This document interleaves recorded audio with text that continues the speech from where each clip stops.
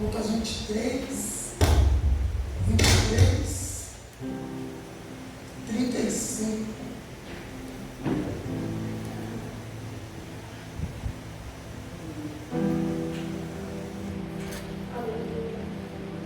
Lucas 23, 35.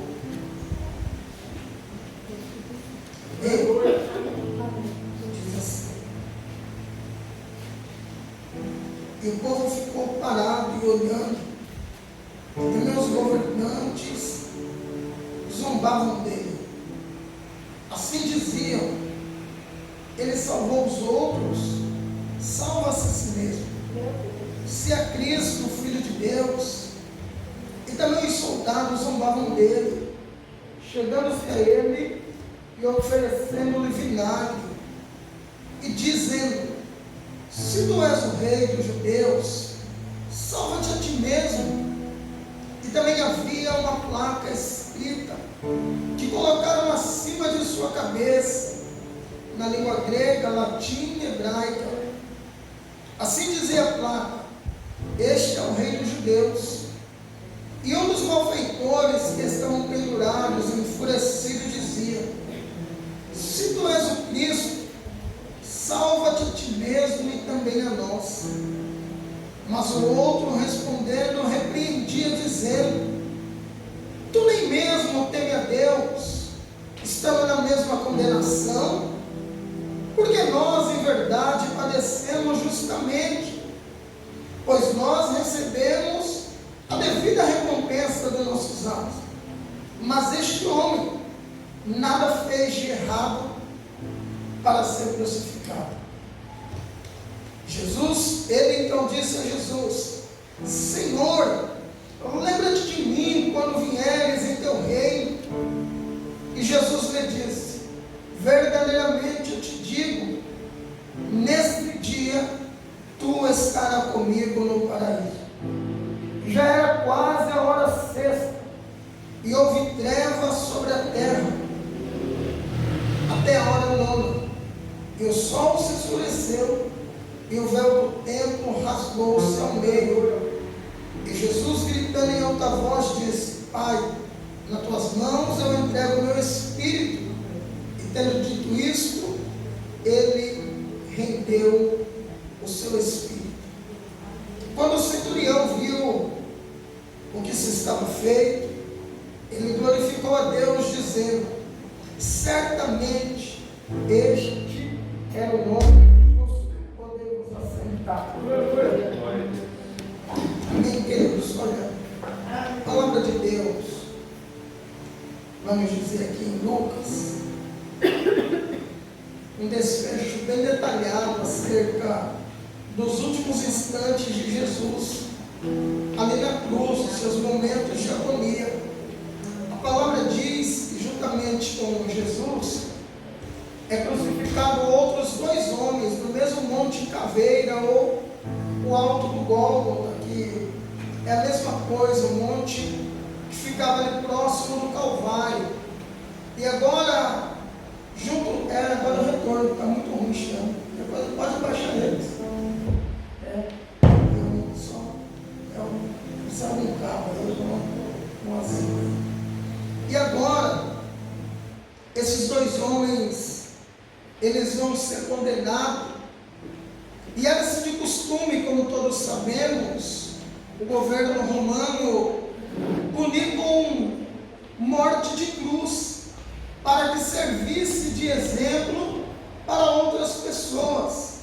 Nessa época, a morte de cruz era para os piores bandidos da época, onde alguém veria e tomaria como exemplo, dizendo mais ou menos assim: se eu cometer algo que desagrade ao governo, esse também será o meu destino.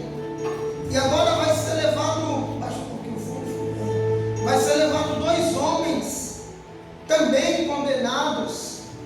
E a Bíblia diz que nos 4 evangelhos contam essa passagem. Jesus ao meio, uma cruz em cada lado. E esses homens agora começam a ouvir zombaria acerca de Jesus. Certo é que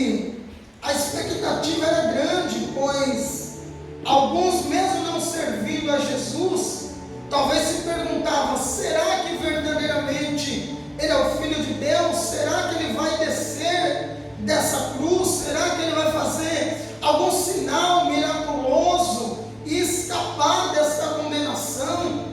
Certo que o próprio Pilatos, no julgamento, vai dizer: se defenda, eu tenho o poder de te soltar. E Jesus então vai dizer: eu não estou aqui para ser solto, eu estou aqui para cumprir o propósito, pois você só tem sobre mim a autoridade que meu Pai te concedeu dos céus.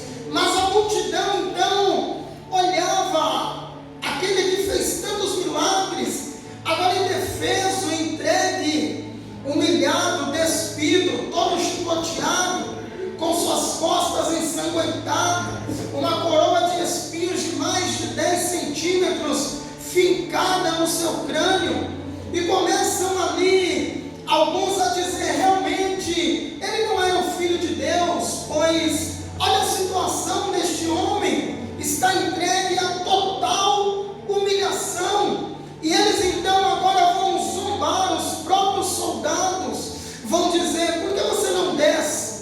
Por que você não escapa dessa situação? Com certeza o mundo espiritual estava num movimento confuso, pois o próprio diabo que estava vendo ali a humilhação de Cristo queria impedir que ele cumprisse o plano. Talvez agora o próprio inferno temia, pois sabia que ele, sendo Filho de Deus, e nele não tem engano e nem mentira, se ele disse que ao terceiro dia ressuscitaria, então a morte não teria poder sobre ele. O único meio de impedir o plano do Calvário de ser concretizado era se Cristo descesse da cruz antes da morte, era se ele ouvisse as vozes que o desafiavam.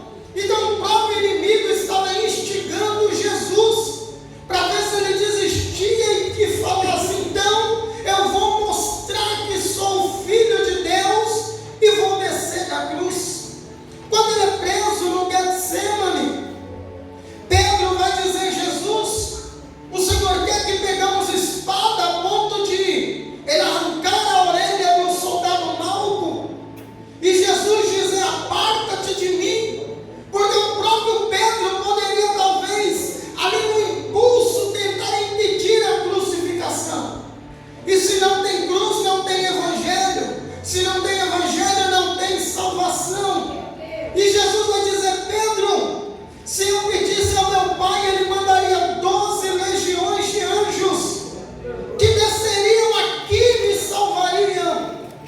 Jesus estava dizendo: eu não estou entregue à mão do governo romano, eu estou entregue ao propósito do meu Pai. E Jesus estava dizendo: o governo não tem autoridade de mim, quem tem autoridade é o meu Pai. E se ele disse para mim ir até o fim, eu irei, eu suportarei o processo.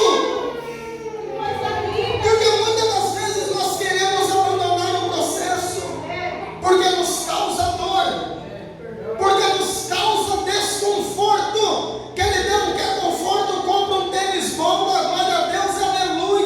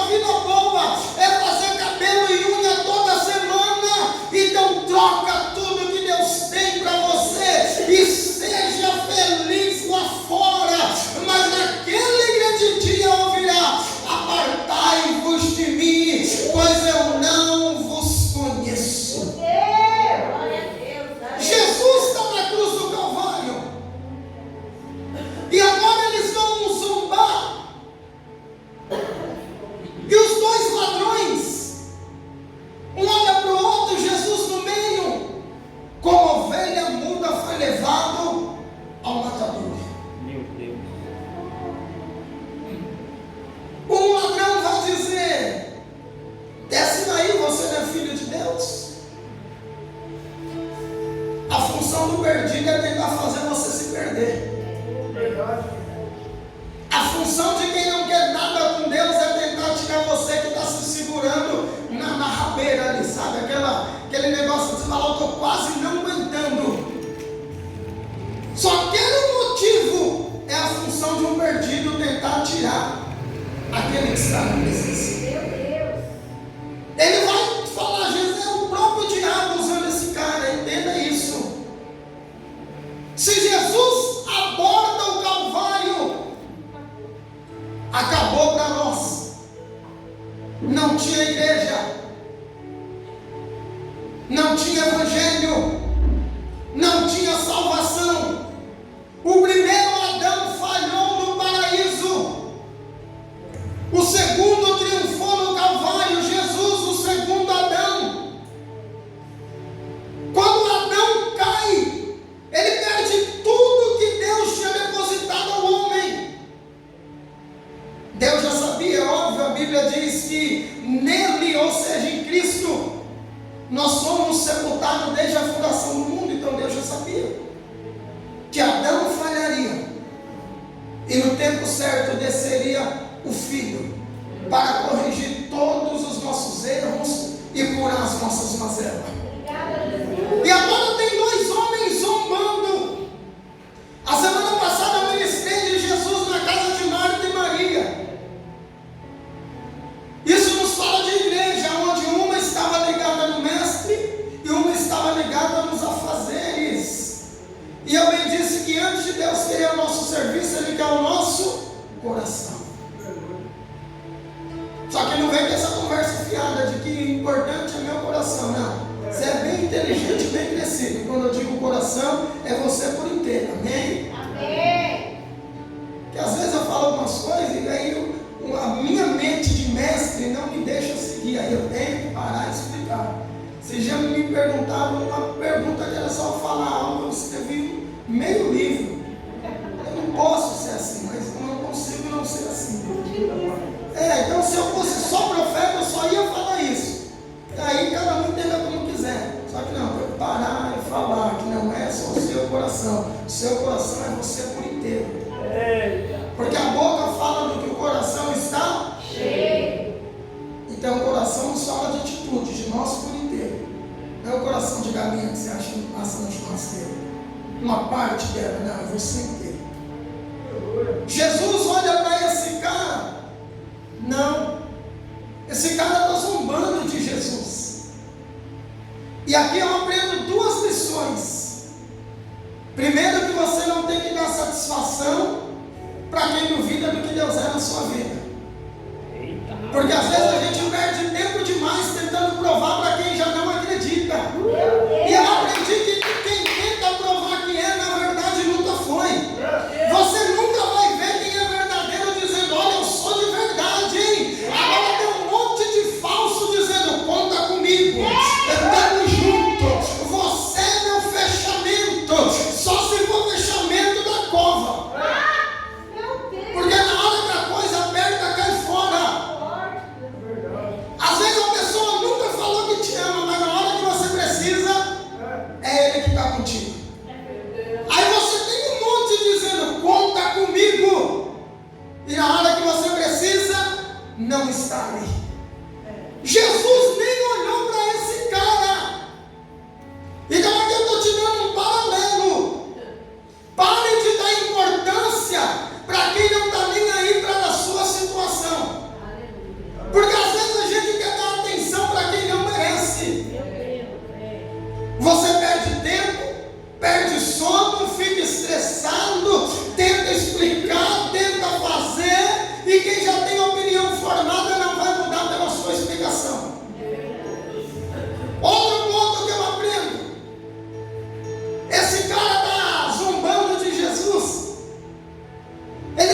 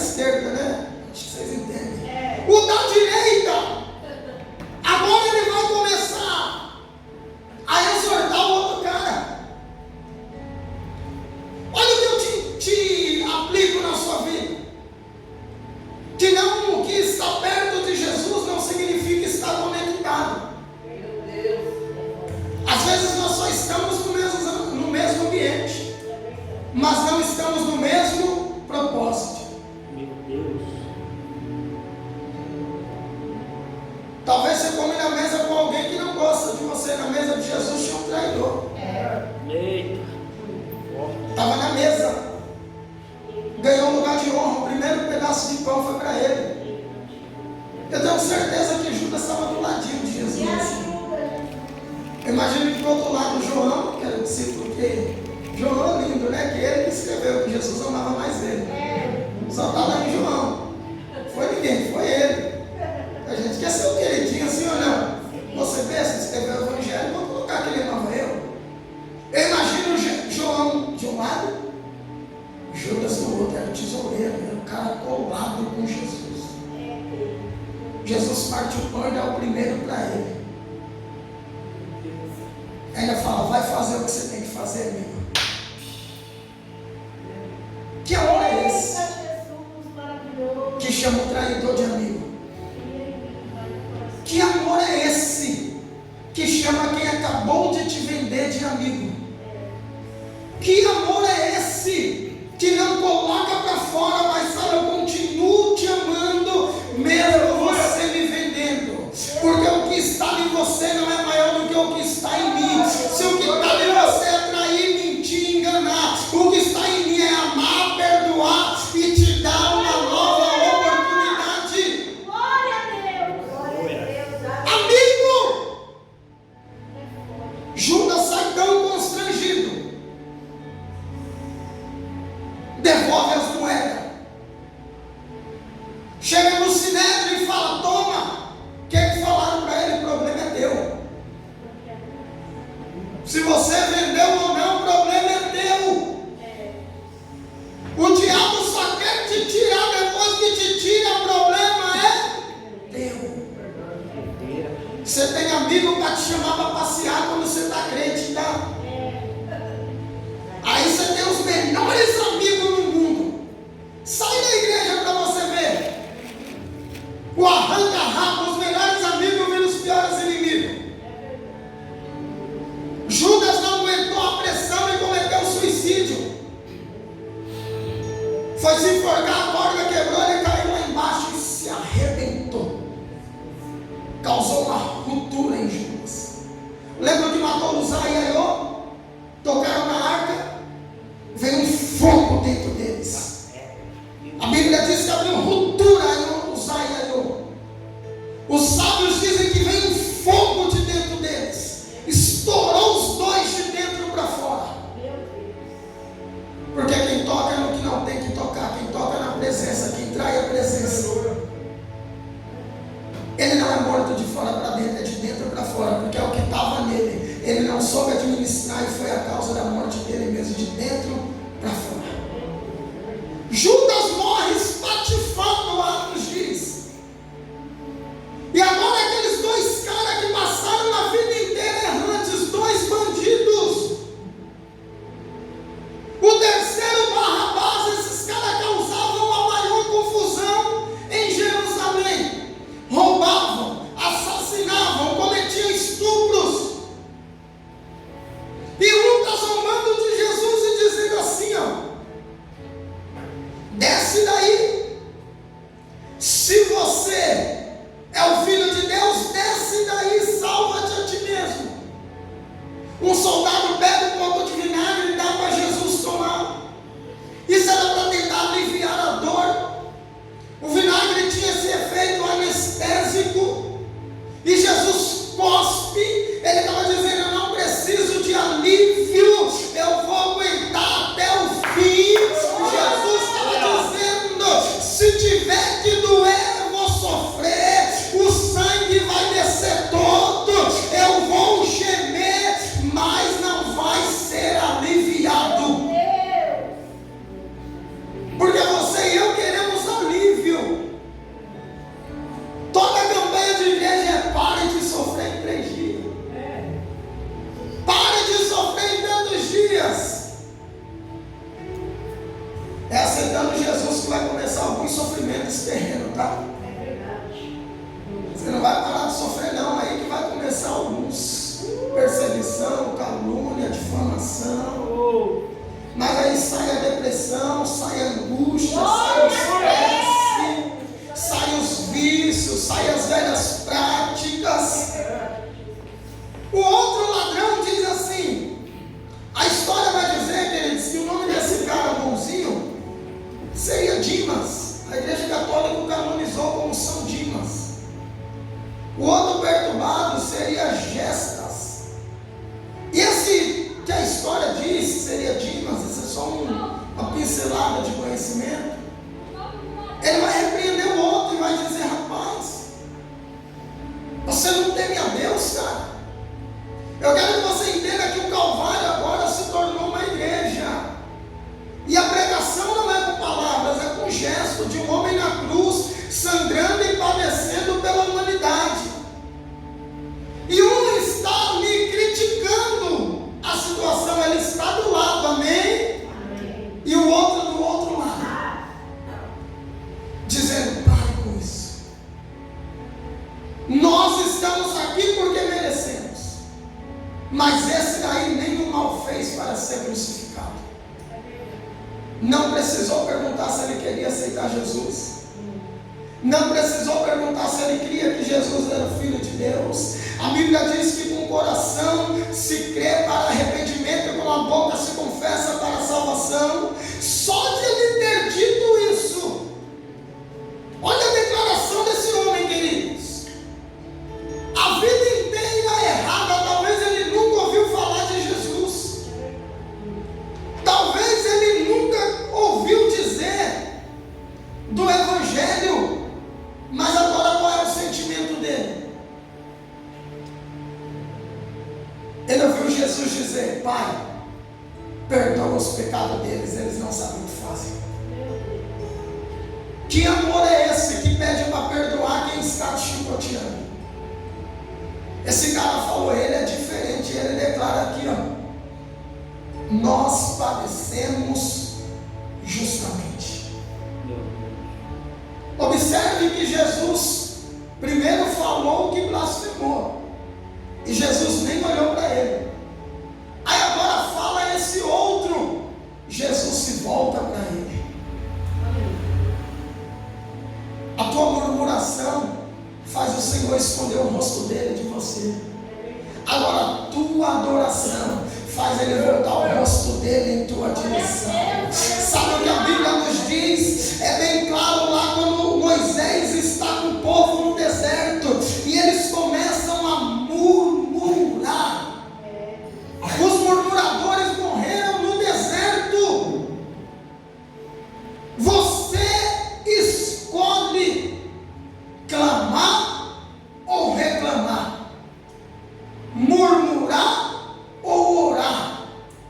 Vai levar o mesmo tempo, vai gastar sua mesma energia, só que um afasta Jesus de você e o outro aproxima ele de você. Quando esse cara fala isso, Jesus olhou para ele. Olha que Jesus lindo, tem gente do lado dele e nunca vai ter o olhar dele virado em sua direção. Por quê? Porque só murmura, só reclama, só blasfema, não sabe adorar. Aí ele diz, isso é lindo. Olha o que ele vai dizer no 42. Lembra-te de mim quando vieres do teu reino. Ele aceitou Jesus agora. Ele entendeu.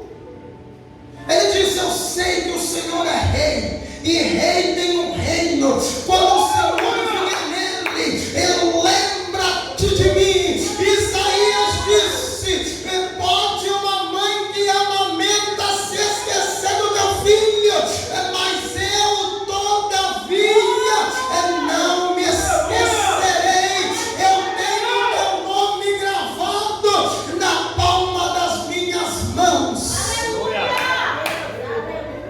Olha que coisa linda.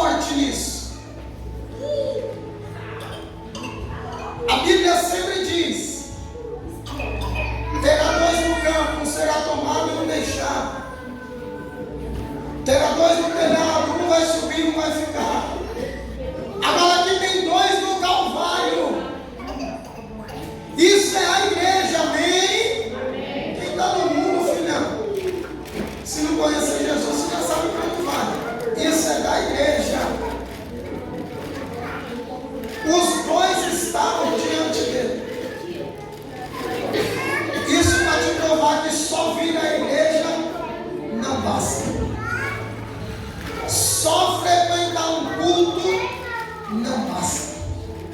Só dizer que serve a Jesus não basta. Os dois ao lado. E eu te pergunto, quanto tempo mais você vai perder tempo só vindo à igreja? Talvez a chance da sua vida é hoje pode ser o último dia. Talvez hoje é o último dia, a sua última chance. Meu Deus. A terra está gemendo com dores de parto. E aí o crente vê tragédia e fala: Pai, tenha misericórdia lá do sul. Tenha misericórdia da tua alma, rapaz. Será que você pode impedir uma tragédia? Será que Deus dormiu e choveu demais? Tudo está no controle do eterno. Você tem que pedir misericórdia pela tua alma todo dia, que talvez você está do lado dele, mas está distante no espírito. Pode ser. É possível estar perto sem conexão, mas é impossível ter conexão estando longe. Grave isso. Pode-se estar perto sem ter conexão, mas é impossível ter conexão estando longe. Você tem Wi-Fi na sua casa, né? Você se afasta um pouquinho, já não dá conexão. Sim ou não? Como também você pode estar do lado do aparelho. Se der um chute lá na internet, você está do lado, mas não tem conexão. Então é possível estar perto sem ter conexão, mas é impossível você ter conexão estando longe. Aos desigrejados, aos conformados com Jesus, conhece meu coração. Aos santos demais que dizem: nenhuma igreja mais presta. Aos santos demais que dizem: nenhuma igreja mais prega o verdadeiro evangelho. Aos santos demais que dizem: toda igreja está corrompida, o seu destino é inferno eterno. Porque Jesus não vai vir buscar um membro, ele vai vir buscar um corpo. Um corpo sem um membro continua vivo. Agora um membro fora do corpo apodrece, cheira mal e morre em poucos dias. E Jesus não vai vir buscar o Diego, ele vai vir buscar a igreja dele. E se eu fizer parte, eu subirei com ela. É a igreja, um corpo. Esse cara chama a atenção de Jesus. Os dois na mesma circunstância. É por isso que tem crente que vai ter anos na igreja e a vida não vai mudar. A culpa é de Deus? A culpa é de Jesus? Pera lá. O culpado sempre somos nós. Jesus falou alguma coisa para esses dois caras antes do diálogo começar? Não. Jesus pregou para eles aqui? Não. Jesus não pregou para eles. Só que eles estavam vendo com seus olhos. E por que um decidiu murmurar e o outro decidiu adorar? Foi Deus que determinou quem ia murmurar? Não. Senão ele seria um Deus injusto. Como é que Deus predestina um para ser salvo e um para ser condenado? Não teria lógica. Porque tem gente que só faz besteira na vida e põe a culpa em Deus. Deus, por que meu casamento não presta? Por que meus filhos são assim? Por que meu emprego é ruim? Por que não sei o que? A culpa não é de Deus, a culpa é sua. A culpa é sua. Como que Deus vai te determinar para pecar e vai te condenar? Tem lógica isso, querido? Tem lógica isso? É escolha nossa, sim ou não? Um escolheu adorar. E aí Jesus disse, talvez até hoje você não tinha entendido, na sua Bíblia deve estar assim, ainda hoje estará comigo no paraíso. Aí muita gente tem essa falta de entendimento e fala, poxa, ele foi o primeiro a ir para o céu, ele inaugurou o paraíso. Caramba, Jesus falou que hoje ele estaria lá. Não. No original grego não existe a pontuação como no nosso idioma. Jesus no original disse, eu te digo hoje, que estará comigo no paraíso. Eu te digo hoje, eu te digo agora. Essa versão que eu li para você na King James, era muito boa, que Jesus disse, eu te digo, nesse dia tu estarás comigo no paraíso. Que dia? Quando eu voltar no meu reino. Então esse cara não inaugurou o paraíso, ele não foi o primeiro. Você já estava conversando com um senhor que é crente há muito tempo, aí eles têm esses mitos. Aí eles dizem, pastor, aquele ladrão da cruz, ele inaugurou o paraíso. Eu falei, amém. Nem adiantar gerar, né? Deixa ele, não ia. Está cauterizado, a vida inteira ele aprendeu isso. Mas aqui minha obrigação é te ensinar o correto. Até porque antes dele tinha no mínimo, se fosse para falar, no mínimo, o Lázaro, da história do Henrique Lázaro. Sim ou não? Porque foi Jesus que contou essa história, não é parábola, é uma história real. Jesus disse que Lázaro estava no seio de Abraão, do lado. E para Lázaro estar lá, Abraão também já estava. Então já tinha gente no paraíso, não foi Dimas que foi o primeiro. Jesus só disse, eu te digo, que no dia que eu voltar, você estará comigo. Nós vamos ver esse cara lá no céu, mano, sabia? Nós vamos saber que é ele, é óbvio. Eu já fui arrebatado em sentido, eu fui levado aos céus. E eu vi um rio muito lindo. E a minha pergunta nesse arrebatamento era por Elias. Não sei porque eu sou apaixonado pelos profetas, mas eu tinha tanta convicção que eu já tinha visto Jesus, que eu perguntava para alguém lá no paraíso, mas onde está Elias? Eu queria ver Elias, olha. Talvez é pelos mistérios, como ele foi usado, o profeta do fogo, o profeta que não morreu, que foi arrebatado vivo, mas lá no céu eu queria ver Elias. Então nós vamos nos conhecer. Já pensou você chegar diante desse cara e falar, rapaz, você foi salvo no último instante, meu.